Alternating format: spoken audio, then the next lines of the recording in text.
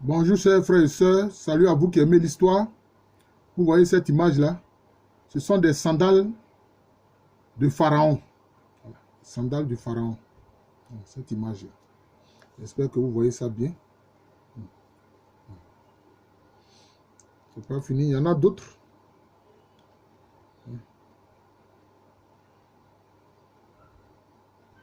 Par exemple, ça, ce sont les... Ouh là là, j'ai bien peur qu'on ne voit pas bien. Voilà, ça, ce sont les sandales d'or du Pharaon. Sans doute habillées avec des feuilles d'or du Pharaon. Voilà.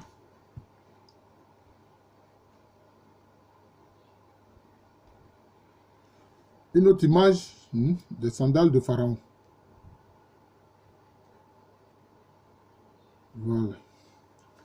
Alors, nous allons parler donc des sandales. Nous allons parler des sandales. Vous voyez que les sandales de Pharaon, vous verrez que ça, disons, une grande similarité avec les sandales Akan. C'est de ça que nous voulons parler. C'est de ça que nous voulons parler. Parce que souvent les gens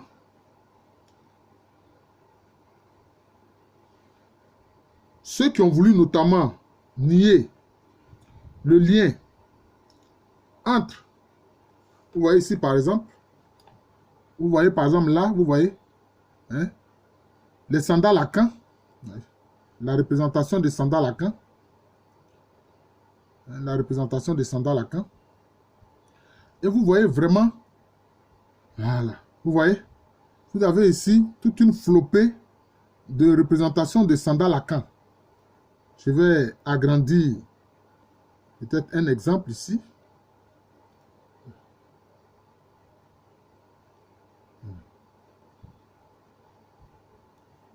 Vous voyez ici les représentations des sandales Akan. Vous voyez que ces sandales-là, des Akan, sont pratiquement identiques aux sandales des pharaons de l'Égypte antique. C'est important. Pourquoi? Parce que les sandales sont un attribut de la royauté. Ah oui, les sandales sont un attribut de la royauté.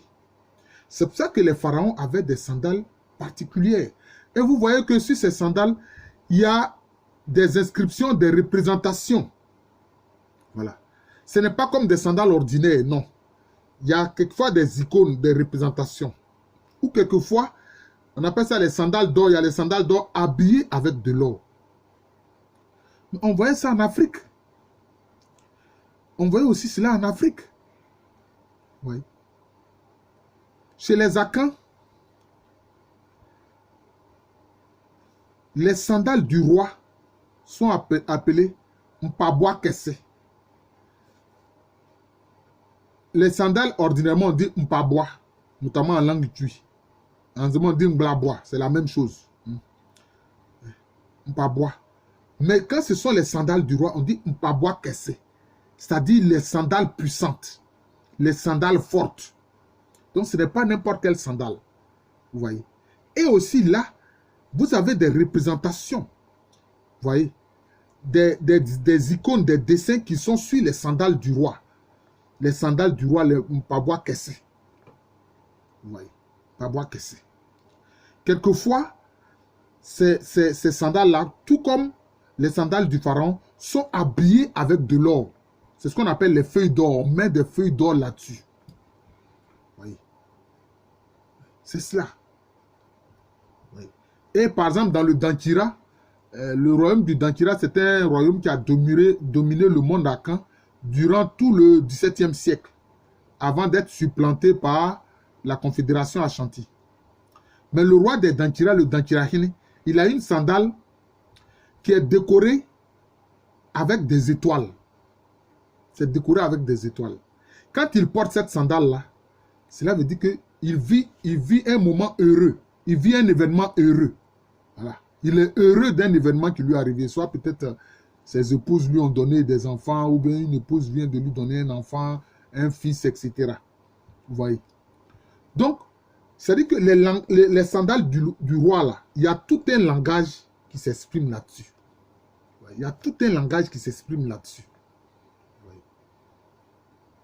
Quand il porte des sandales habillées avec des feuilles d'or, c'est pour montrer sa puissance financière.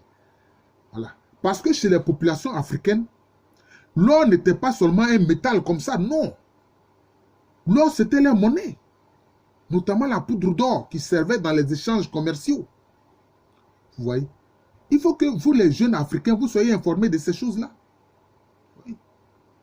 C'est à cause de vous que j'ai créé cette chaîne YouTube, Professeur Alou Kwame René. Aussi, on peut accéder par Kwame René Alou, simplement, à cette chaîne de YouTube de moi.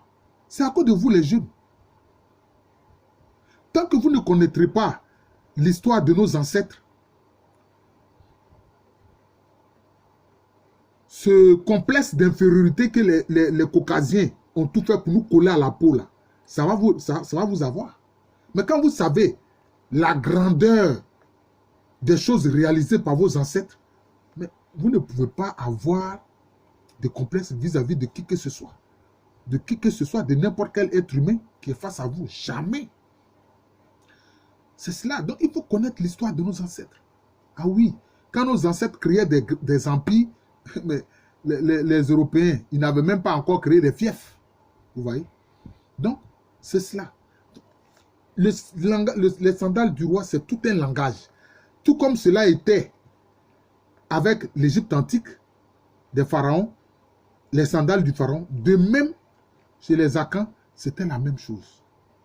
Mais regardez, ceux qui ont créé le royaume d'Abomey, le Dahomey, ce sont des Adias qui sont allés dans une région un peu plus au nord de la côte, et puis ils ont créé le royaume de Dahomey. Dahomey, c'est-à-dire dans le ventre de Dan. Mais dans le royaume du Dahomey, qui avait pour capitale Abomey, mais je vous dis, seul le roi était autorisé à porter des sandales. Seul le roi portait des sandales. Ses sujets ne portaient pas des sandales. Non, non, non. Donc vous voyez l'importance du symbole des sandales. Dans le Dahomey, seul le roi portait des sandales. Vous voyez. Mais chez les Akans, les autres, les sujets pouvaient porter des sandales, mais qui n'ont pas la même texture que les sandales du roi. Parce que les sandales du roi, il y a des symboles là-dessus. Il y a tout un langage là-dessus. Il y a toute une iconographie, des images qui parlent, qui sont sur les sandales du roi. Vous voyez? Sur les sandales du roi, il pouvait représenter notamment le symbole de son clan, de son matriclan. Vous voyez? Vous voyez? Le symbole de son matriclan. C'est comme ça. Les sandales du roi des Ashanti on pouvait représenter sur les sandales du roi des Ashanti l'aigle, qui est le symbole du matriclan Oyoko. Vous voyez? C'est comme ça. Celui du roi des Achimabwaka, on pouvait représenter la panthère ou bien le serpent, qui sont des symboles du lignage royal Assona. Vous voyez? C'est comme ça. Donc, il y a tout un langage. Il y a tout un langage sur ces sandales-là. Et là, on voit la connexion directe entre la culture de l'Égypte pharaonique et la culture de nos ancêtres. En fait, les Égyptiens anciens font partie de nos ancêtres. C'est ce que les racistes n'ont pas voulu comprendre et accepter. Voilà. Mais on les a surpris en train de blanchir des Égyptiens anciens. Ils ont vu que leur peau est sombre, non, leur peau est noire, chocolatée comme pour nous là. Et puis ils ont commencé à mettre de la peinture blanche dessus. Ou alors à casser les nez des pharaons, etc. Des statues de pharaons. Voilà le problème. Donc, il faut connaître notre histoire. Les sandales. Les sandales. C'est un symbole royal. Symbole royal. Sinon, il y a aussi des sandales que les Akans appellent en général abodje. Des fois, ils appellent ça abodje. Quand c'est simple comme ça, on dit abodje. Voilà. Abodje. Mais quand c'est les sandales du roi, ah non, c'est Mpaboa Kessé. Mpaboa Kessé. On ajoute Kessé, c'est-à-dire qu'il est fort, puissant. Voilà. Parce que le roi, son sang ne devait pas toucher la terre. Vous voyez? Et ces sandales sont faites de sorte que ça l'oblige à marcher de façon majestueuse. Voilà. Il ne marche pas précipitamment. Tel que c'est fait, par exemple, quand c'est habillé avec de l'or, ça peut être un peu lourd. Ou bien quand il y a des icônes qui sont représentées dessus, ça peut être un peu lourd. Donc, cela oblige le roi à marcher posément, à marcher majestueusement. Ouais. Ouais. C'est pour ça que souvent, faisant allusion au roi et à la reine, je ne dis pas reine mère. Reine mère, là, ça c'était en Europe. Sinon, chez nous, là, il y avait reine. Les reines ont régné en Afrique. Vous savez, il y a eu toute une royauté dans la zone de l'Éthiopie qu'on appelait les reines Candace. Voilà. En Éthiopie, les reines Candace. Chez les Akans, le roi c'est Ohine, la reine c'est Ohima. Il n'y a pas reine mère. Non, non, non. C'est pas une affaire de reine mère. On dit l'éléphant pose le pas, faisant allusion au roi. La biche pose le pas, faisant allusion à la reine. Voyez. Donc c'est ça. Les deux personnages royaux marchent toujours majestueusement parce que les sandales que ces personnes royales portent, ça les contraint à marcher de façon majestueuse. Elles ne peuvent pas marcher vite, vite, vite comme les autres. Non, non. Ça les oblige à marcher de façon majestueuse. Donc c'est cela. L'importance des sandales. Hein? Les sandales du roi. Depuis l'Égypte antique. C'est ça, on le voit en Afrique, aujourd'hui encore. Alors que, en Europe, les sandales qu'ils ont eu à faire, c'était comment?